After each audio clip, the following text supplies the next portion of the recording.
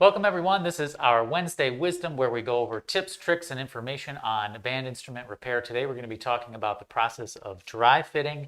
This is something that we developed at MusicMedic many years ago in the Sax Pro shop.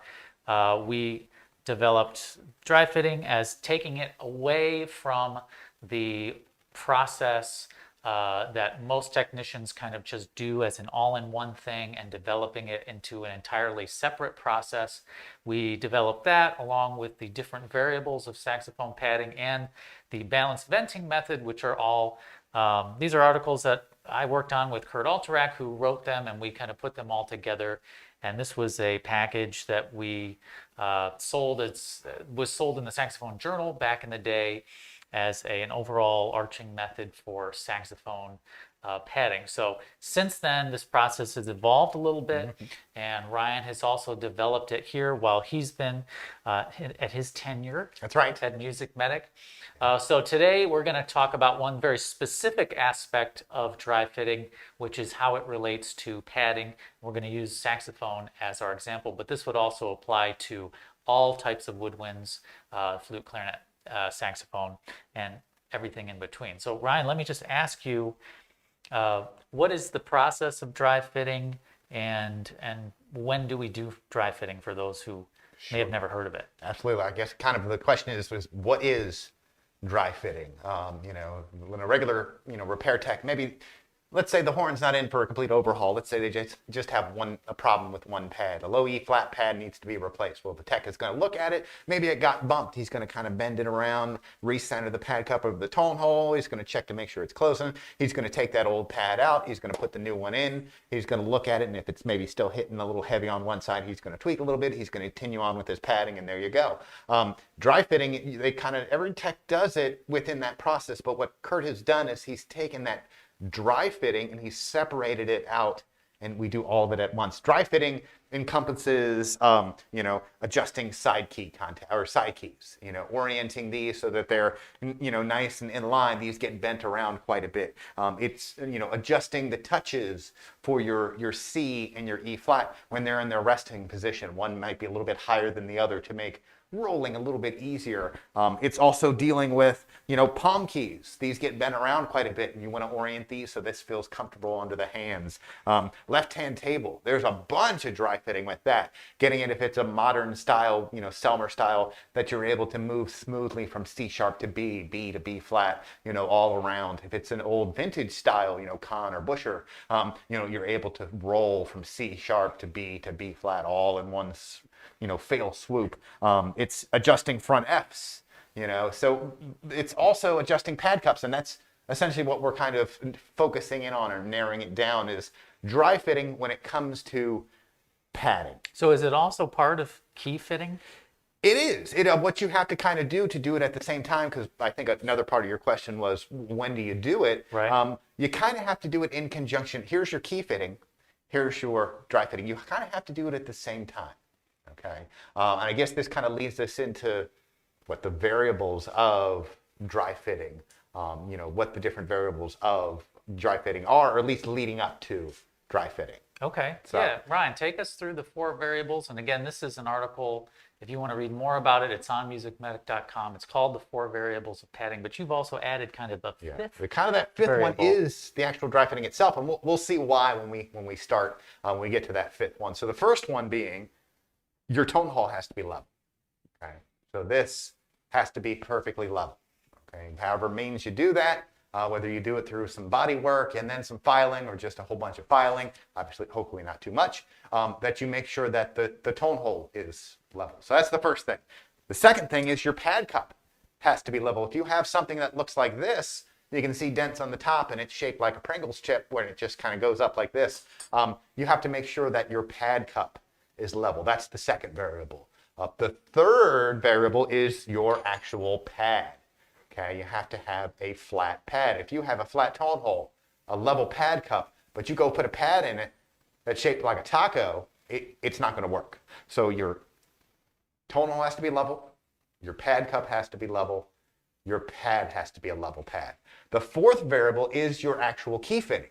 Okay, because if you have all these 3 right, but your key clicks back and forth like this, am I able to move this back and forth and it's not staying centered over that tone hole, well then it doesn't matter about the other three things I've done. So you have to have those four things: tone hole, pad cup, level pad, key fitting, and then that final fifth variable is your actual dry fitting, or the orientation of the pad cup over the tone hole. Okay? If you do all four things right, you know, you have all these perfect, but you don't do any dry fitting, it's like you never did any of these.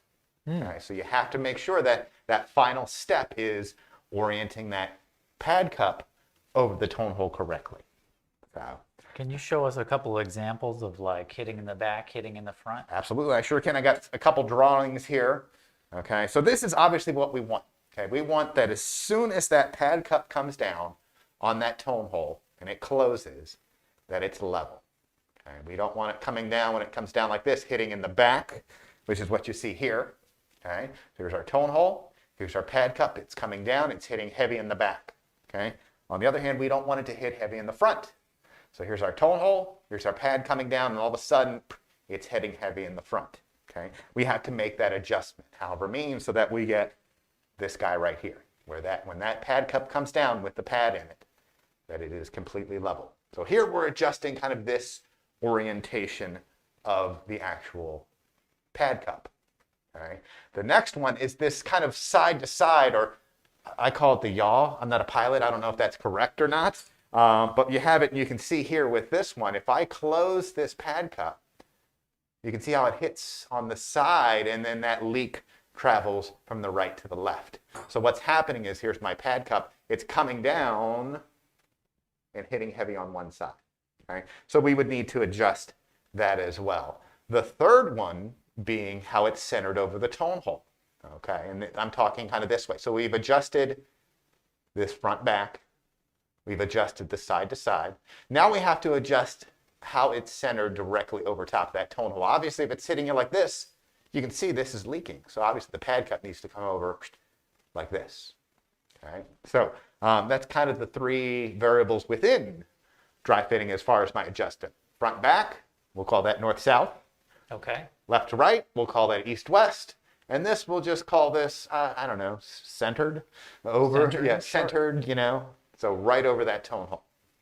Ryan, can you just show us a couple examples of that work and what type of techniques you do for, say, bending or orienting? Sure, sure. While you're doing that, Luis, he asked me a question. Is the Series 2 saxophone pads the same as the Adolph sax? Luis, no, they're not the same.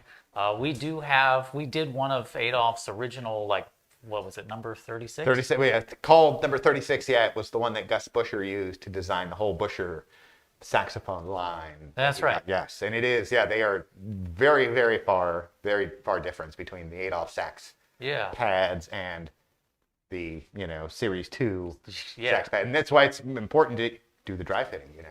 That's right. That. Yeah, with the dry fitting happened on the Adolph sax pads, whatever pads we made for it, we still did the old dry fitting, making sure that they centered over it. Same thing if we do a Series 2, we're still going to do all the dry fitting over top.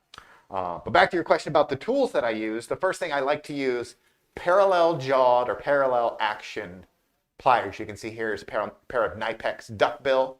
I like the parallel action because I can get a nice strong grip. If I'm using ones like a scissor, you know, like this, I don't get good grip on a key.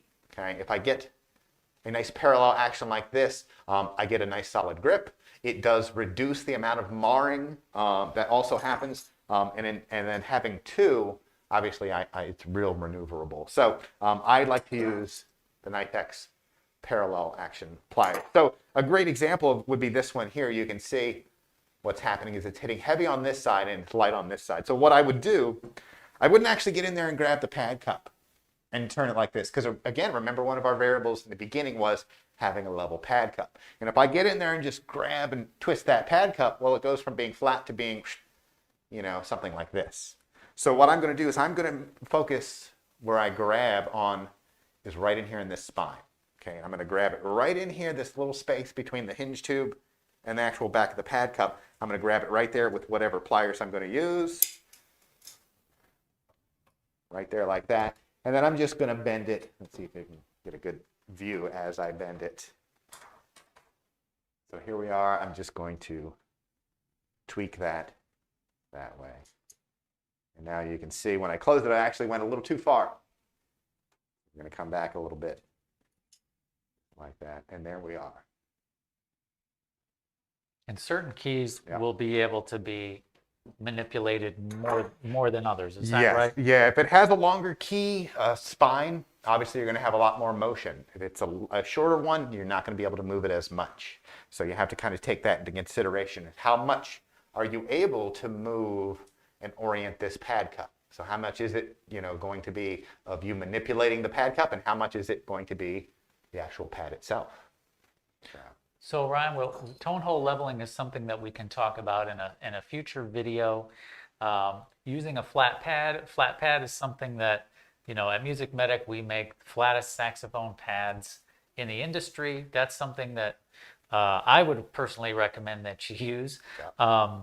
Can they use, say, old pads for dry fitting?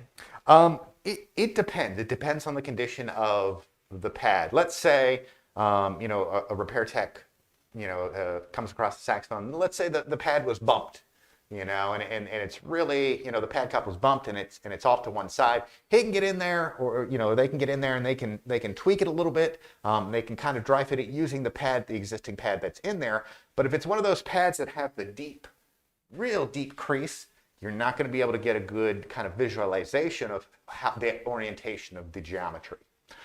So what you may have to do is you may have to give it a kind of a general, tweaking, and then when you take that old pad out, put the new one in, you can then get your final adjustment. What we do in the Sax Pro Shop as far as using pads, the first thing, we're definitely using flat level pads. But what I'll do is when I have to dry fit an entire saxophone, I actually will pull out, I have dry fitting pad sets that I've kind of pre-made and put all together. So this one's for a Selmer Mark 6 Alto.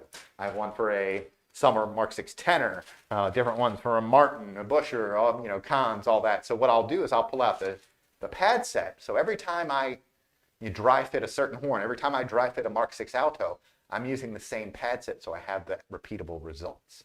But I will use these. The other thing about them when I am using these pads, I don't glue them in. Okay, I'm just sticking that pad directly up into the pad cup with no adhesive, and I'm doing my adjustments. Yes. So that's level pads, and then leveling a pad cup is something that we've talked about in previous videos. Mm-hmm. The basic tools you'll need for that, a bench block, some sort of steel flat surface. Yeah. You use a rawhide mallet? I do, yeah. Rawhide or Delrin. I wouldn't use metal, but yeah, rawhide is probably the best. Okay, and then, this is kind of a very common question.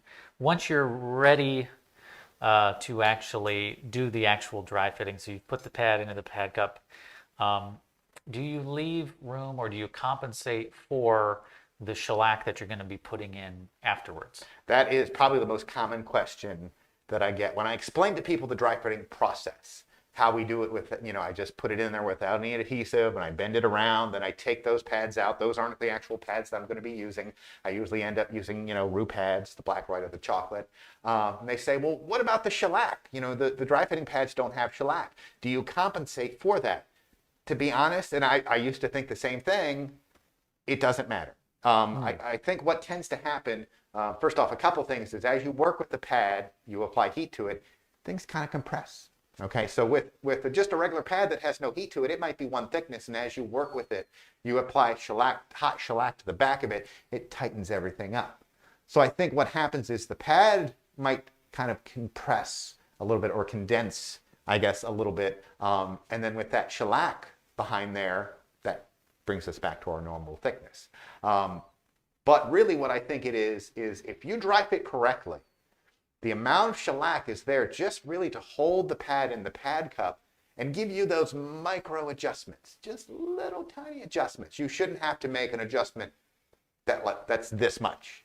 Okay, If you have to make an adjustment and you have to add more shellac to get that pad cup to either stick out further in that pad cup, you probably need to do a little bit more dry fitting.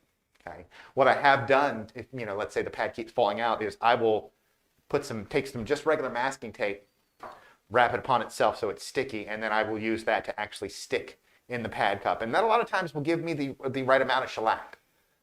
You'd be surprised. I use very little shellac. I do coat the entire back surface of this pad. Okay, there's no air gaps in there, but it is a very, very thin layer. It's one where it just kind of fills in, it levels off where this depression is, where the cardboard is. So very, very little shellac, and you can see I do use typically these tan flat Sax pads, but I will also, on occasion, I've had these made up, which are just kind of dry fitting pads with synthetic felt and then different thickness of cardboard backing for different thickness of pad, so I can get in there and kind of gauge what thickness pad I need. But I've used both. I really like using the set. That way I have consistent results when I am doing my dry fitting. Now, Ryan, what about if someone, if somebody has, say they've opened up a horn for pads that were, say, too thick, do you compensate for that, or do you set everything back to, say, the original specs? What I will tend to do before I start just randomly, bending and orienting pad cups, I will make note of the pads that are coming out. So if I pull a pad out and it looks like it's a little bit thicker, I'll make a note of that, maybe even save that pad, put it off to one side, and then if I deem it, necessary, I will use that same thickness pad. But if you pulling that thickness pad out and you notice it's very thick, but you also notice that the pad maybe it was hitting heavy in the front. Well, obviously a thicker pad is going to make it so that it hits heavy in the back. So maybe you adjust that. Now you don't need a thicker pad anymore. And now the orientation is correct. So sometimes that thickness of pad is when the pad is just coming down level and you need that thickness of pad. Sometimes that thickness of pad is to compensate for incorrect geometry. Okay, and it's going to be hitting heavy in the front and light in the back. And by using a thicker pad, I can get it to where it'll stop here and be level versus coming down and leaking here in the back.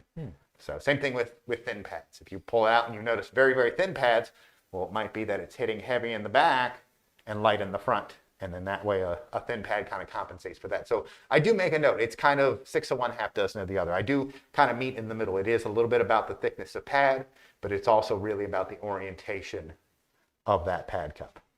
Excellent. Well, Ryan, thank you for that awesome explanation of the first part in this series of dry fitting. The next time we do a dry fitting video, it's going to be dry fitting in relation to key touches, which is another element we need to kind of go into detail with. Next week, next live stream is going to be dropping into your Basics Done Right class. We still have a few spots of our Saxophone Basics Done Right class. It starts on the 21st and ends on the 23rd on that Wednesday.